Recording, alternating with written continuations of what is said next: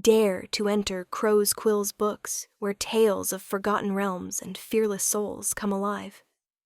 Today's journey, Raven's Prophecy, The Elder Trials, chapters 13 to 14 by Mark and James Lindsay. Will you uncover the truth hidden in the shadows? Chapter 13. Over the following hours, Erik, then Bjorg and Mjol scaled back down the cliff with the Sleeping Lotus, cementing their points on the leaderboard. With everyone now back, they ordered the longboat back to Greytree. Tomorrow would be another trial, and the remaining participants needed their rest before they continued on. Erik stood looking down the pathway that led up to the great hall he called home. The way had been lit with flaming torches that flickered as the cold wind rustled by. He had been standing there well after the sun had gone down, dreading what awaited him. Lord Jacko Asolf sat at the head of the great dining table, alone, his meal long finished. He had dismissed his staff and he was waiting for his son to return home. Jacko had always been a serious man, but when his wife passed away 3 years earlier, whatever humor he had possessed seemed to have disappeared with her. His grim and scarred face stared hard around the room, hanging from the walls, his trophies of war. Objects he had brought home from the battlefield, and there were many. The door to the hall opened, and Erik entered, his head lowered. "Well, you've decided to return home, have you?" Lord Asolf asked in a low voice. Erik shuffled forward, the timber floorboards creaking under his feet. "You missed supper, so if you're looking for something to eat, you'll have to make it yourself," Lord Asolf added. "I'm fine," Erik replied, standing there waiting for what he knew was to follow. "So, do you want to explain to me what happened?" Lord Asolf asked. "On why I'm late?" Erik asked. "On how you let those peasants get the better of you," Lord Asolf roared, jumping to his feet with one raised fist. Despite expecting exactly this reaction from his father, the boy still flinched. I had a bad start," Erik stammered. "A bad start. A bad start. You did nothing when the Periton attacked, and you let those 4. Nothing's out, smart, you, and win the trial." Lord Asolf yelled, his anger now in full swing. At the mention of the Periton, something in Erik snapped. "Nothing? I single-handedly drove the beast away," Erik growled back. Lord Asolf covered the distance between them in less than a second. Grasping the boy in one powerful hand around the throat, he hefted Erik from the ground with ease, then leant forward, their faces mere inches apart. "You dare raise your voice to me? In my house," Lord Asolf growled. Erik struggled for breath.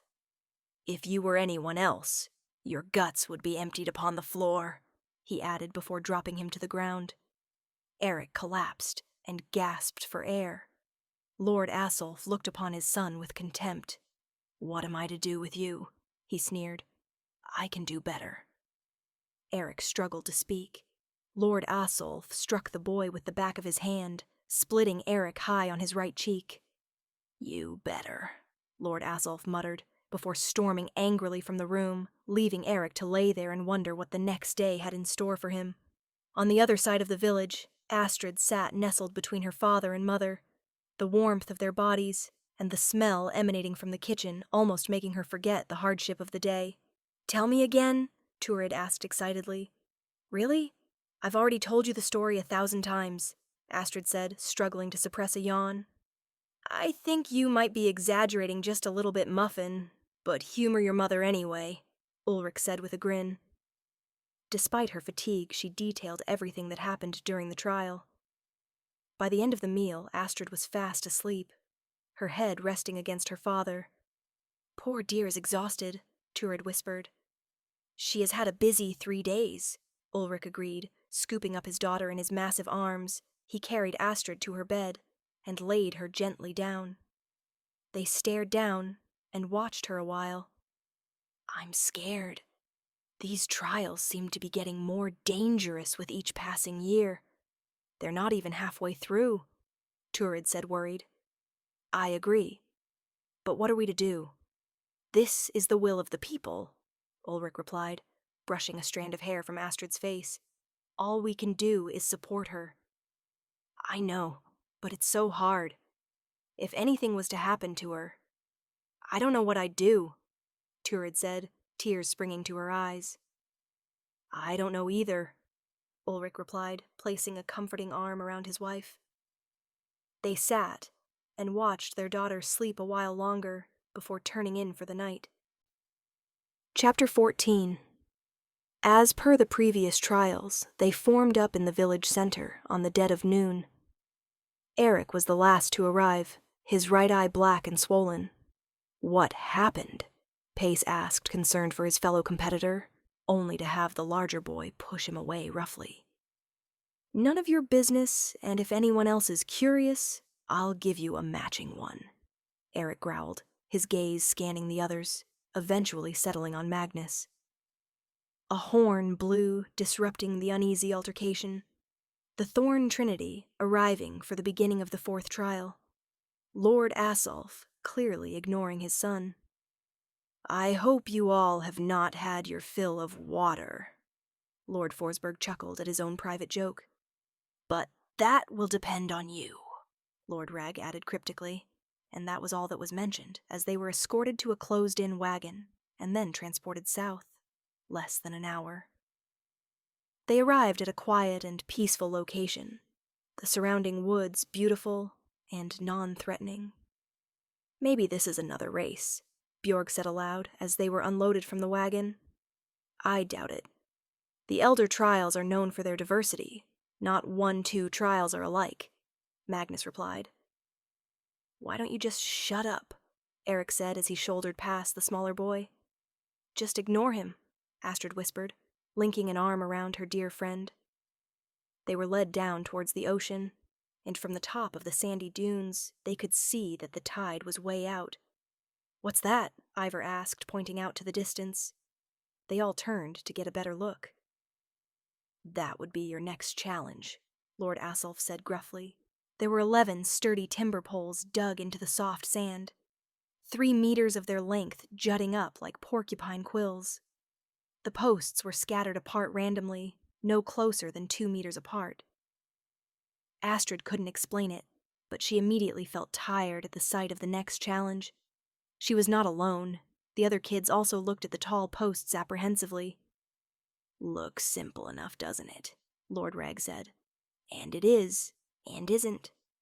All you have to do is stand on a post and outlast the others. Astrid was the winner of the previous challenge. Astrid, you can pick your post first. This can be a great advantage, but it also comes at a price. You will be the last loaded onto your post, Lord Forsberg said. Astrid walked around the timber poles. She didn't see a benefit to choosing her post, as they all looked alike, but she wasn't one not to think things through. In the end, choosing a post that had a thin branch sticking out from the bottom, with a small green leaf still clinging to life. The post was located at the center of the cluster. With the help from the soldiers Lord Asulf had brought with them, the teenagers were lifted up onto each post, the tops no more than a foot wide. Erik waved the assistants away, and instead scrambled up, with what seemed like little effort. Once all the participants were in position, Lord Forsberg addressed them. The only rule is that once you step off your post, you are eliminated. We will be watching closely from the dunes. It is a full moon tonight, so we will know when you come down. One word of warning. The tide comes in within the next couple of hours, and despite the beauty of the surrounding area, these waters are home to horrors not many wish to see. Day or night, Lord Forsberg said ominously. Several of the kids gulped at the mention of this. So what Lord Forsberg is saying is that if you don't think you can make it to the next outgoing tide, you may wish to climb down before the water comes in, Lord Asulf added, glaring at his son with a look that said Erik was not to be in that number. Good luck, may the gods be with you. The first hour went by quickly and painlessly, quite a few of the competitors talking and joking amongst themselves. Spirits for the time being were high. The second hour was a little slower, and although no one said it, they could see the ocean starting to come in. Conversation was still flowing, but a lot of the humor had disappeared. By the third hour, the only ones talking were Astrid and her friends. Katla Hagen's post was furthest out, closest to the oncoming ocean. Frothy water started lapping ominously around her timber post. "Damn, damn, damn," Emma shuddered. Her eyes were wide as she stared at the oncoming water.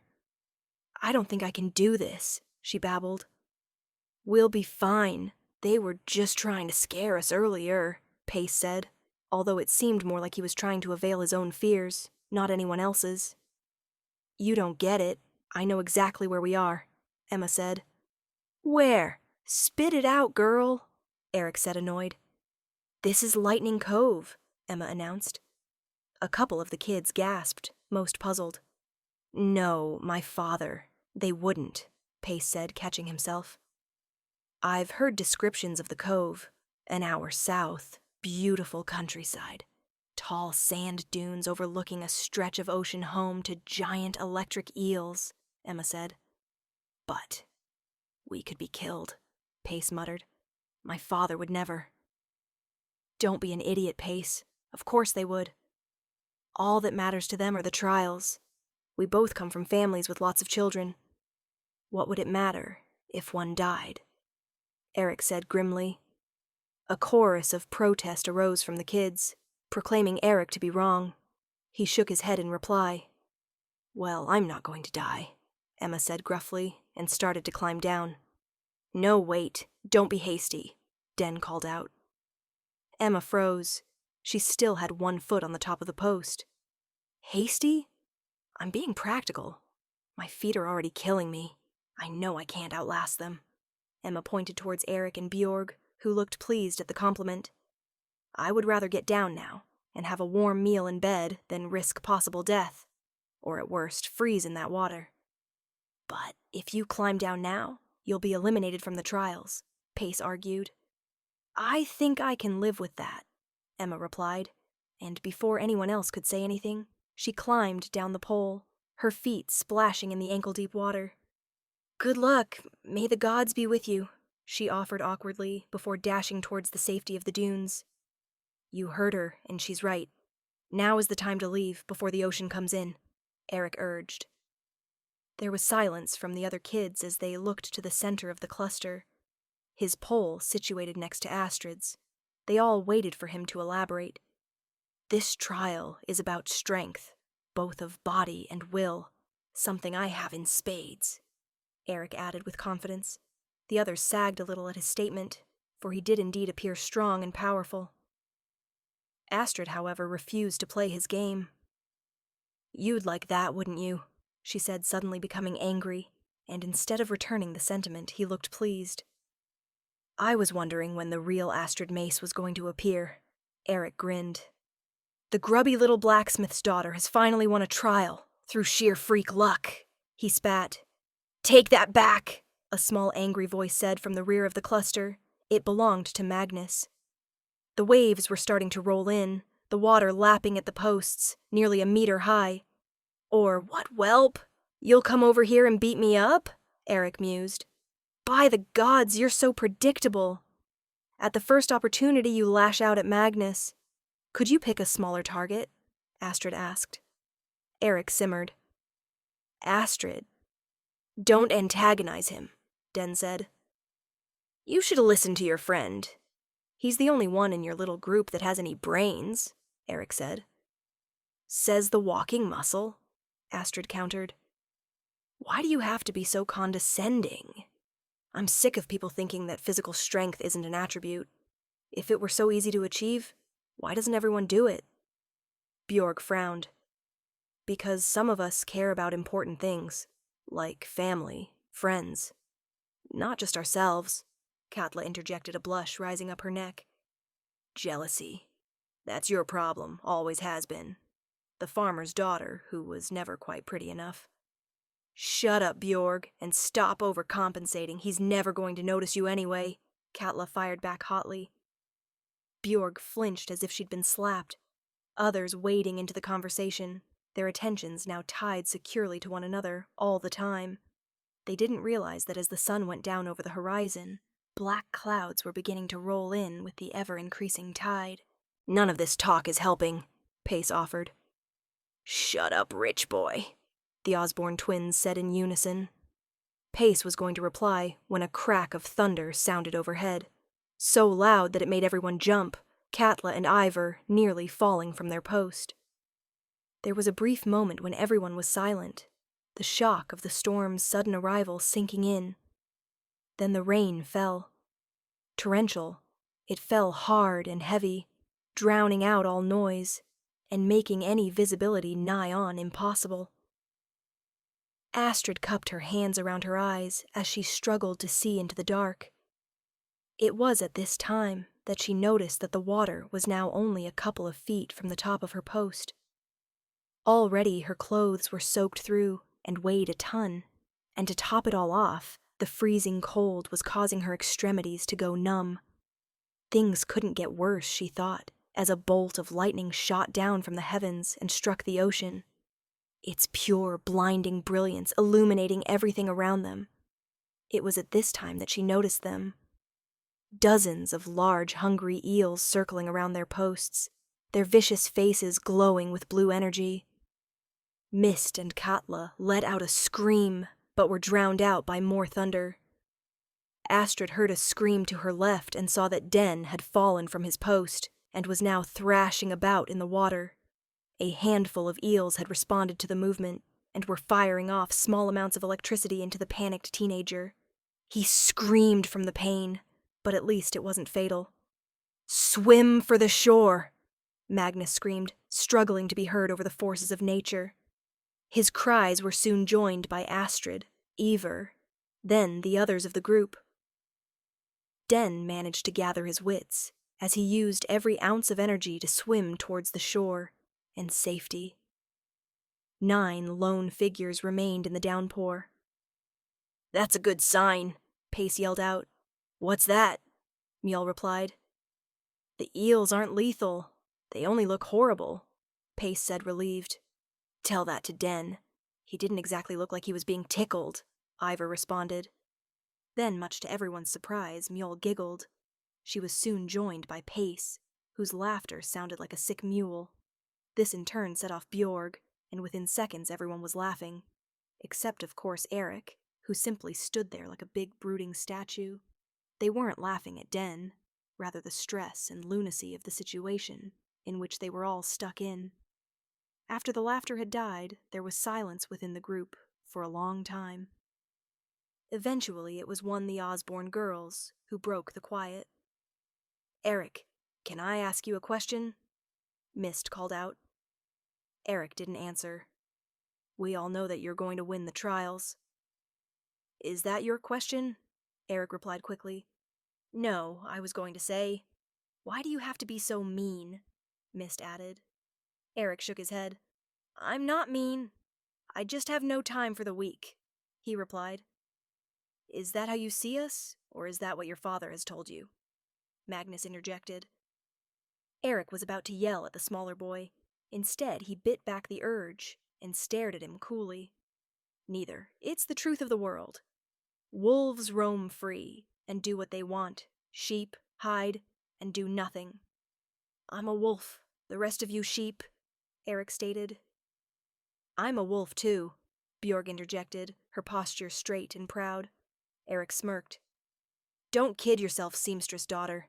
You may be fitter and a bit stronger than the others, but you're still a helpless lamb." Erik shrugged. The words stung her more than Katla's. Her lip quivered, and tears gathered in the corner of her eyes. Thankfully, the rain hid her sadness. Another lightning strike. More thunder. The storm was directly overhead, the electrically charged light from the skies illuminating the area around them, and the many threats in the water, which was now only inches from the tops of the poles. Fatigue and cramps were taking their toll on the competitors. Ivor and Mist were sitting on their posts, hugging their knees in a desperate move to retain warmth. "Just hold on," Den called out. He was shaking uncontrollably.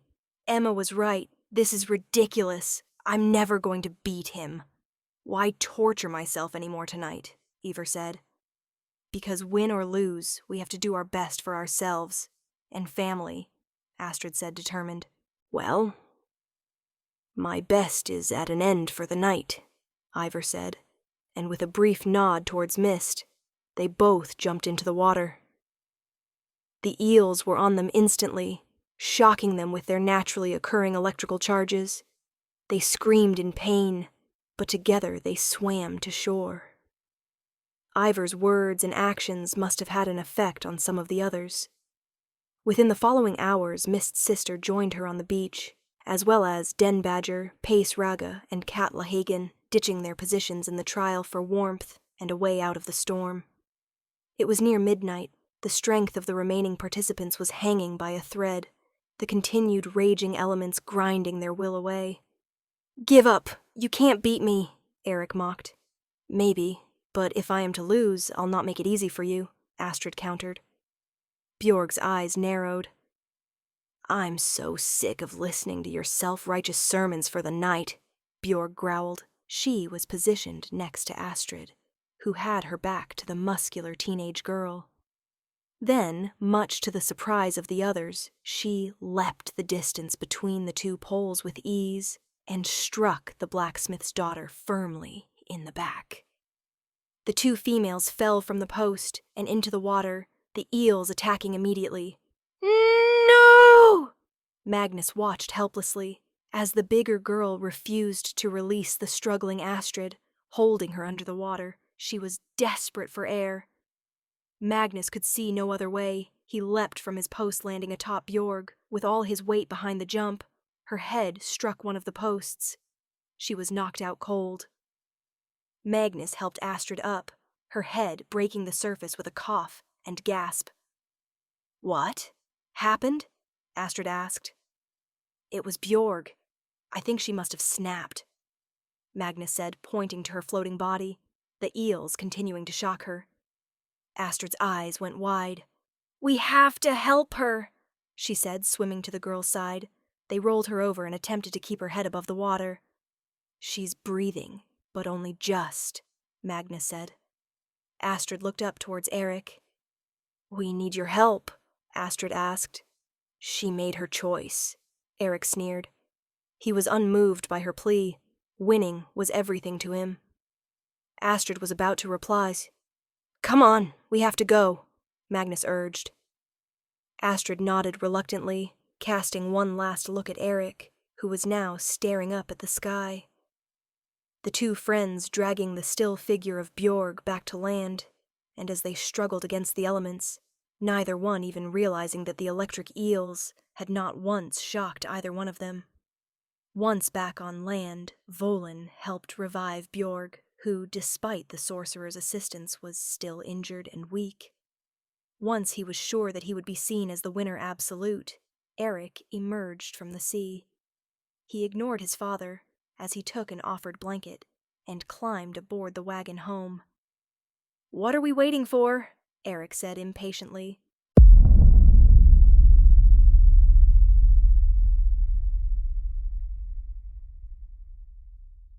That seals today's tale in shadows. We hope Raven's prophecy, The Elder Trials, has drawn you deeper into its enigma. Return soon to Crow's Quill's books, where the next chapter awaits, whispering secrets yet untold.